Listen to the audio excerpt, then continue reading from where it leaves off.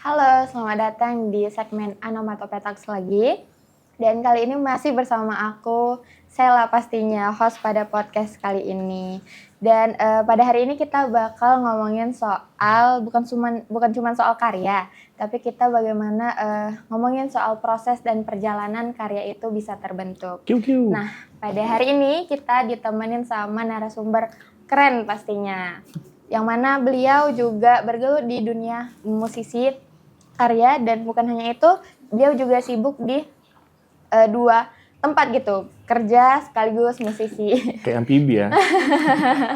Ini dia Bang Rizky Nuh. Halo Bang Nuh. Halo, Apa kabarnya nih Bang? Alhamdulillah sehat. Alhamdulillah. Sela sehat? Sela sehat, alhamdulillah. Perjalanan menuju ke sini aman nggak Bang? Aman. Cuma tadi agak telat aja ya. Agak telat. Ketiduran ya. Sorry. Oke, mungkin kita bakal ngomong santai aja, ngobrol-ngobrol santai ya Bang. Kalau boleh tahu nih sekarang Bang Nuh nih sibuknya apa gitu, kesibukan saat ini? Yang sekarang kali ini? Iya, sekarang kali ini. Sekarang paling ya kerja. Kerja. Weekdays kan kerja Senin sampai Jumat, baru kalau sekarang ini lagi fokus produksian. Fokus produksi. Tapi kalau misalkan sebelum sekarang ini banget nih, kita bolehlah mundur sedikit ke belakang gitu kan Bang. Abang ini kan kerja sekaligus musisi, yang mana itu kan nggak langsung terjadi gitu kan. Pasti melalui proses. Tapi boleh tahu nggak sih Bang kayak bagaimana awal mula Abang bisa terjun ke dunia musisi? Terjunnya. Jadi sebenarnya kan aku memang hobi nyanyi. Aku hobi nyanyi, aku hobi nulis. Jadi di tahun aku tuh mulai nulis lagu itu tahun 2013. Jadi emang udah nulis lagu, rekaman, baru sering dipublish di DSP. Tapi memang orientasi awalnya itu nggak pengen yang gimana-gimana, pengen kayak hobi gitu aja. Sampai pada akhirnya tahun 2024 akhir kemarin lah, satu lagu itu meledak. Ya. Udah gitulah. Oh, tapi sejak kecil berarti emang udah suka musik gitu. Terus gini. Dari segini banget. Habis itu dikembangkan hobinya, terus meledak lah kemarin tuh ya Bang. Di Spotify juga banyak banget tuh yang nonton. Iya, sampai takut aku ya kan. Berarti emang Abang udah punya passion lah sejak kecil gitu menyanyi, disalurkan ke hobi, lalu ternyata itu iseng-iseng atau emang niatan Abang lah untuk terjun ke dunia musik itu?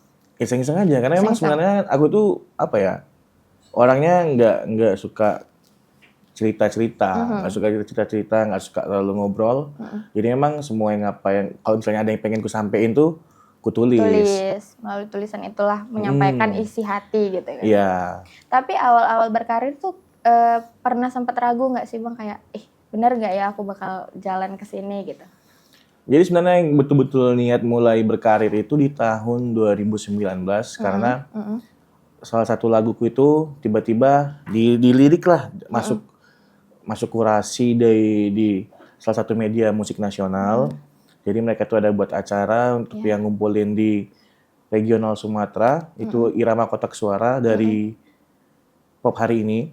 Jadi ada aku, ada In The Sky, ada Julian Alka dari Aceh, sama ada Staipet dari Binjai ya kalau nggak salah.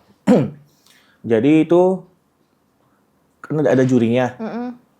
Jurinya itu kayak memang sangat-sangat suka kelihatannya dan menyampaikan juga kalau itu memang suka sama karyaku. Jadi kayaknya bisa nih dari lagu-lagu ini aku bisa berkarir. Jadi sejak saat itulah mulai kayak rilis lagi yang secara proper, dipublish juga gitu. Oke, iya aku lihat sih juga lagu-lagu Abang cukup banyak gitu kan, mulai dari single dan albumnya. Gitu. Tapi kalau misalkan Abang ini kan tadi sempat bilang kalau kerja nih Senin sampai Jumat ya Bang. Iya. Jadi musisi juga iya. Nah, kira-kira cara bagi waktu Abang gitu di dua tempat yang mungkin berbeda gitu, bagaimana cara bagi waktunya? Sebenarnya kan kalau mau dilihat secara pembagian waktunya, kan sebenarnya 3 peran nih, karena aku juga sebagai seorang suami juga sekarang kan. Jadi ya awal-awal memang agak kelabakan karena pagi sampai sore itu harus kerja kantoran. Di sore sampai malam tuh kadang-kadang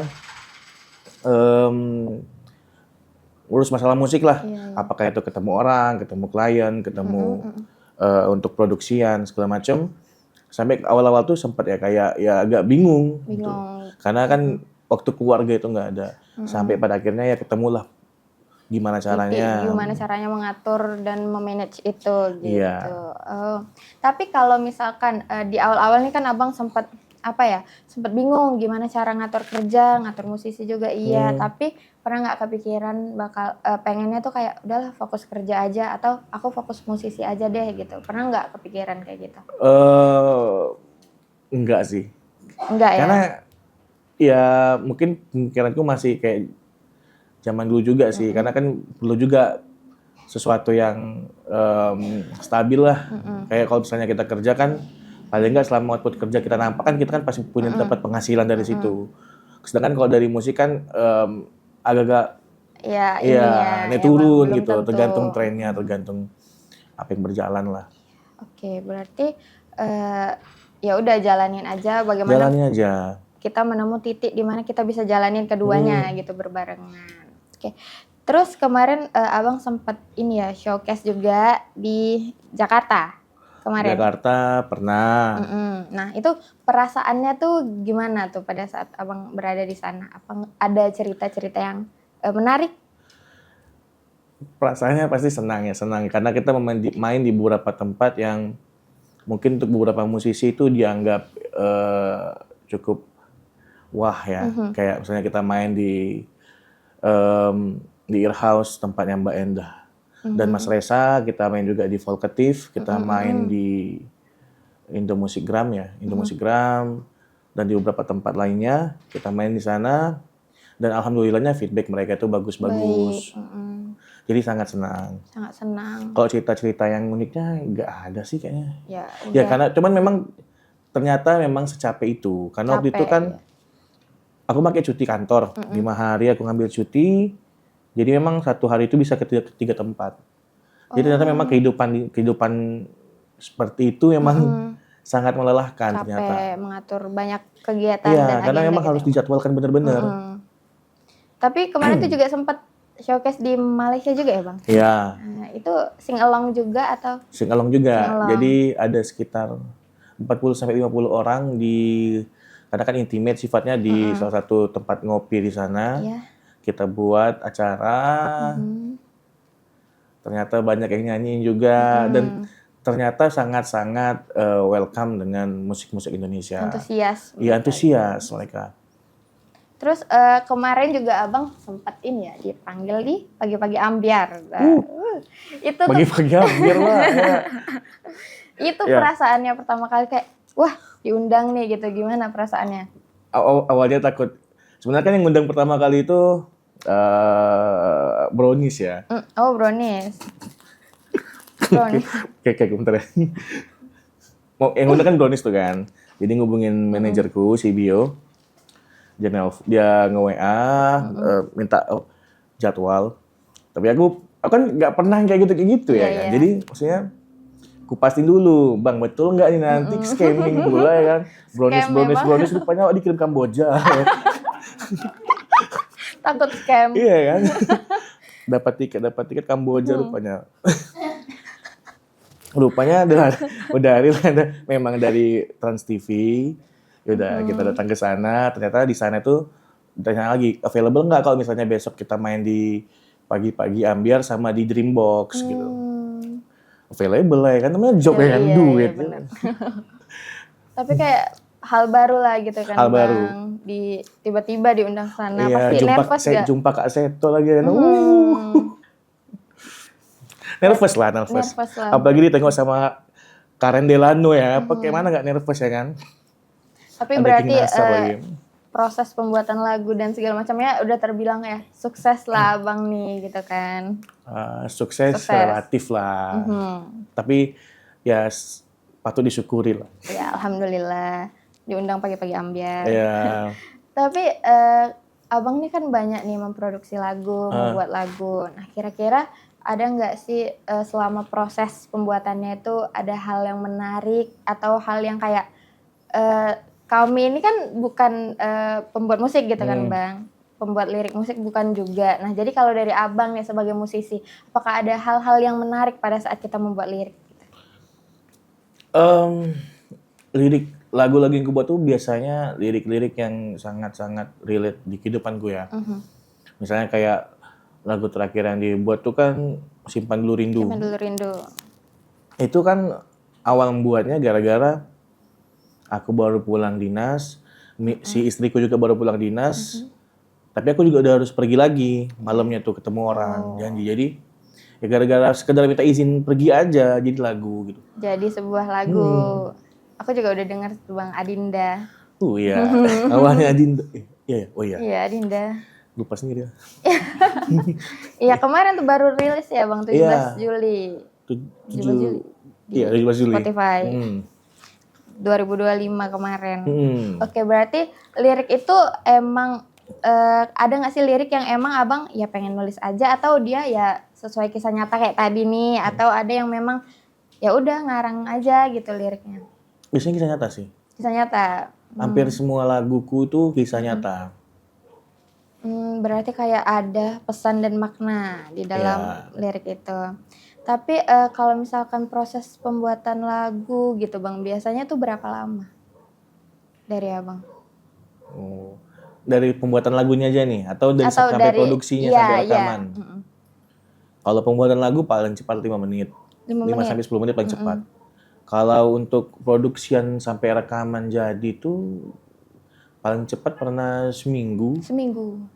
Paling lama pernah 2 bulan.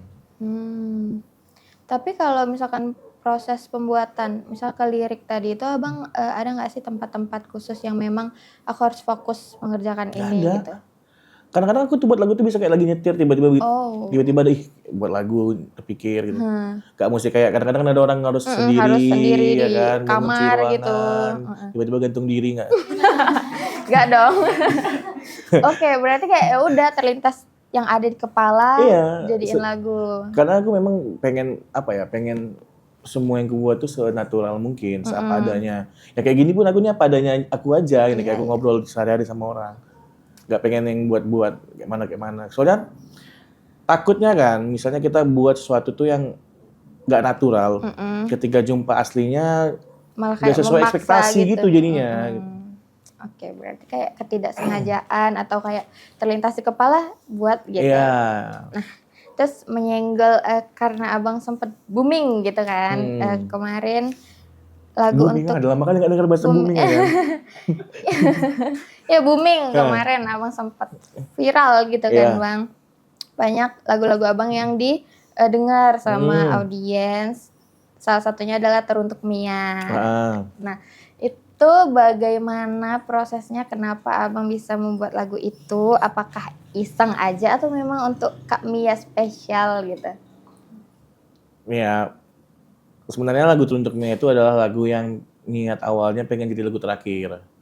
Karena aku ketika ketemu si Mia ini kan istriku kan sekarang. Aku ketemu 4 kali, aku ajak nikah. 4 kali? 4 kali aku ajak nikah. Karena ya udahlah kayaknya emang udah saatnya nikah dan aku ngerasa udahlah gak usah musik lagi lah. Jadi hidup normal aja. Kerja, berumah tangga. Jadi aku ngebuatin lagu sebagai tanda syukur aku ketemu sama si Mia ini sampai dirilis tiba-tiba aja meledak.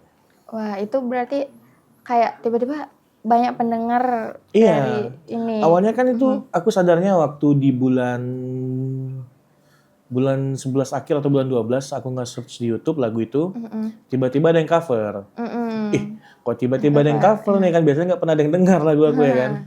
Tiba-tiba ada yang cover, siap itu ku lihat di dashboard Spotify for Artists, ternyata memang statistiknya lagi meningkat. Lagi meningkat kemarin. Sejak bulan 12 akhir itulah mulai naik terus, mulai banyak yang calling, mulai banyak yang hubungin, sampai pada akhirnya aku takut sendiri juga. Karena waktu itu aku memang gak ada rencana untuk yang gimana-gimana kan. Sampai pada akhirnya itulah Bio yang sebenarnya awalnya produserku, itu menawarkan diri untuk jadi manajer untuk ngebantu aku. Karena udah naik gitu kan Bang, banyak panggilan dan segala macam. Karena aku sempat stres sel. Oh iya Bang, berarti kayak sempat takut lah sama kata viral gitu ya Bang? Iya, karena apa ya, takutnya tuh karena aku nggak tahu nih yang datang ini yang ngubungin itu memang bener-bener orang yang punya niatan baik Bisa atau nggak dipercaya tahu atau gitu enggak. kan. Berarti kayak pertama kali viral senang iya, tapi takut juga iya. Aku takutnya duluan malah. Takut. Aku duluan. Aku kira kayak bakal wah viral, ternyata abang malah takut gitu karena memang kalau viral ini kan kita nggak bisa atur Prediksi. orang ini gimana gitu kan bang, apakah dia berterima sama karya kita atau enggak. Jadi mungkin situ ketakutan yang bisa terjadi sama kita. Tapi pertama kali ternyata itu boom dan meledak. Gimana respon abang atau Kak Mianya sendiri lah, karena itu kan lagu untuk Kak Mianya. Mianya justru kayak apa ya? Jadi ngerasa kayak ya jadilah lagunya nggak spesial lagi, kayak lagu nggak spesial lagi untuk dia. Gitu. Iya. Kalau aku ya biasa aja, palingnya kayak cemas-cemas gitulah, kayak misalnya ada yang tiba-tiba ngubungin aku bener-bener ku ini kali ku cari tahu gitu dulu ya. ya. Berarti abang nulis sebuah lagu gitu ya kan, memproduksi sebuah lagu memang expect-nya itu viral, banyak didengar atau ya sekedar mau produksi lagu aja gitu karena dari hobi itu tadi? Tujuan pertamanya pengen apa ya, mengekspresikan apa yang aku rasain. Yang kedua emang pengen ngalurin hobi aja. Hobi ya. Tapi abang tahu nggak sih kalau Teruntuk Mia itu kan dia booming di berbagai platform gitu kan, bukan cuma Spotify, TikTok iya, YouTube iya, ada loh bang versi jedak-jeduknya. Tahu. Iya kan. Awalnya kesel juga, cuma ternyata kok enak juga gitu. Awal sekali denger jedak-jeduk, Sekali dua denger kali pala, denger yang 3 kali joget juga ya kan. iya, semalam aku lewat kayak wah Teruntuk Mia udah di tahap di JJ-in gitu. Keren sih bang tapi lagu-lagu abang tuh kayak apa ya, easy listening gitu. Kayak ketika kita dengernya tuh kayak santai, terhanyut ke dalamnya gitu. Musim banjir nih. Oh enggak dong bang, enggak hanyut banjir. Tapi emang nada-nadanya itu kayak apa ya, di hati tuh kayak ya udah adem gitu. Terima kasih loh saya. Iya bener bang. Enggak pura-pura nih kan? Enggak bang, serius ini gimmick. Enggak gimmick. Ini gimmick kan? Enggak gimmick. Tapi karena abang mulai dari situ lah mungkin banyak job, banyak panggilan segala macam gitu kan bang. Iya. Tapi pernah nggak sih abang kayak ngerasa cabut deh dari Medan gitu, apa pengen memulai kehidupan musisi atau kerja di tempat yang lain di Jakarta atau di mana gitu bang? Sempat kepikiran kalau kayak sebenarnya kan aku kan kerjanya di pemerintahannya. Dan kebetulan pemerintahnya tuh di level kementerian. Jadi ada di pusat kan. Jadi sebenarnya ada peluang-peluang untuk kita bisa mutasi ke pusat. Jadi kan kalau ke pusat pasti akses untuk musisi di sana kan lebih besar. Tapi aku mikirnya aku kan juga udah punya keluarga. Iya. Jadi kayaknya susah lah. Banyak pertimbangan. Banyak pertimbangan lah. Berarti memang ya udah menetap di sini aja. Paling mungkin kalau ada peluang pengen nyoba berapa bulan di sana, pengen ini aja, pengen lihat sikon aja dulu. Refreshing otak ya dari Medan ke sana gitu. Oke, tapi pendengar kalau misalkan cerita tentang pendengar atau apa ya, penikmat lagu abang gitu kan. Nah, gimana perasaan abang ternyata orang Medan sendiri itu enggak masuk 3 teratas pendengar musik abang? Statement ini ya, bahaya nih ya. Ya awalnya kesel lah. Kesel karena harusnya kan kita bisa support orang-orang yang ada di dalam daerah kita juga. Ya tapi aku satu sisi juga paham, mungkin karena aku kan juga nggak terlalu gembar-gembor sebagai musisi juga gitu. Jadi mungkin orang nggak tahu juga kalau aku tuh ngerilis lagu dan orang nggak tahu juga kalau aku tuh ternyata di Medan. Iya. Awalnya juga aku nggak tahu bang, kalau abang itu di Medan. Karena banyak ternyata orang-orang Medan tuh baru tahu aku orang Medan ketika aku memang bilang orang Medan. Oh iya. Berarti jadi ya nggak ini nggak gimana ya, nggak terlalu jadi beban lah masalah. Karena juga musik kan sifatnya universal juga. Iya, bisa didengerin siapa aja gitu kan bang. Nah, tapi menurut abang kalau misalkan dunia kolektif kolektif di band atau musisi. Nah, menurut Abang tuh kira-kira bagaimana? Apakah bagus, worth it, atau harus Bagus. sebaliknya? Bagus. Akan sangat bagus kalau dikelola dengan baik juga. Misalnya ya kalau emang kolektif ya sifat ya katakan kolektif, kalau emang berbudget katakan berbudget. Saya kadang jangan berbudget tapi dibilang kolektif gitu-gitu sih. Karena kolektif itu perlu untuk membangun apa ya? Solidaritas antara sama musisi di kota kita gitu. Benar banget. Tapi selama Abang di dalam dunia musisi gitu kan, kesibukannya juga sambil kerja. Hal yang paling berat gitu, titik tersulit Abang ketika sampai pada akhirnya Abang berada di sini sekarang gitu. Perjalanan Abang yang menurut Abang paling sulit itu ketika pada saat apa gitu? Aku sih orangnya apa ya? Kayak nothing tulus aja sih. Kayak ya udah. Ya udah jalannya Kalau aku prinsipnya gini sih. Tuhan itu pasti ngasih kita sesuatu yang kita butuh dan pasti pada waktu yang tepat gitu. Jadi kalau misalnya aku belum dapat sesuatu itu berarti ya memang aku belum pantas dan memang belum waktunya aja. Jadi ya udah, syukurin aja, jalani aja. Ya karena kalau udah momennya pasti kita dapat. Oke. Nah, kalau untuk kepikiran nggak sih Bang, Abangnya kan musisi nih, kepikiran nggak kayak untuk duet bareng musisi lokal yang ada di Medan? Kalau ada siapa? Kalau ada siapa ya? Ya. Ada beberapa mungkin yang aku tertarik untuk berduet dengan mereka itu. Yang pertama aku mungkin tertarik sama Psychotic Villager, Adrian Timothy ya.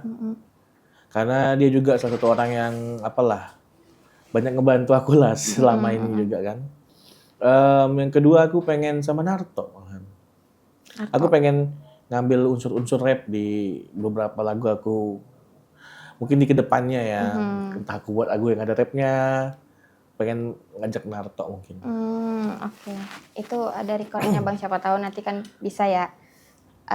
Semoga terrealisasikan. Amin.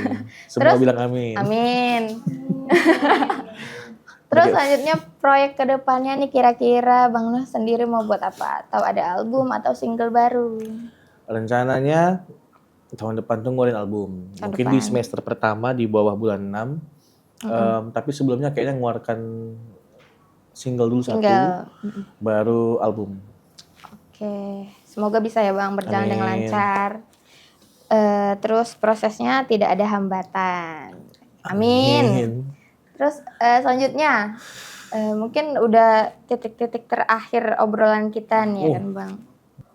Oke, mungkin sebagai obrolan terakhir kita lah gini Bang, harapan Abang untuk musisi lokal yang ada di Medan. Harapannya untuk musisi lokal. Untuk harapan tuh musisi lokal tuh ya tetap berkarya aja, jangan patah semangat walaupun mungkin semua yang kita buat itu belum berdampak besar ke kita, tapi jangan patah semangat, terus berkarya. Oke, dicatat ya guys. Paling dari Bang Noh gitu. Tetap semangat dan mungkin Bang dari cerita Abang tadi udah banyak pelajaran lah yang bisa saya ambil gitu kan, apapun yang terjadi. Betul-betul narasumber ya Bang. Iya, jadi kayak perjalanan Abang tuh kayak bisa jadi apa yang memang belum untuk kita, ya udah gitu jalani aja. Toh nanti juga pasti akan ada waktu di mana kita bisa dapetin itu gitu, kayak yang udah Abang bilang. Mungkin ngobrol-ngobrol kita pada hari ini itu aja sih Bang. Tapi sebagai penutup boleh nggak sih Bang request? Apa itu? Abang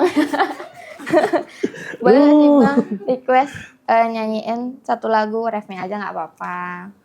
Itu yang booming kemarin itu untuk Mia. boleh. Oke Bang.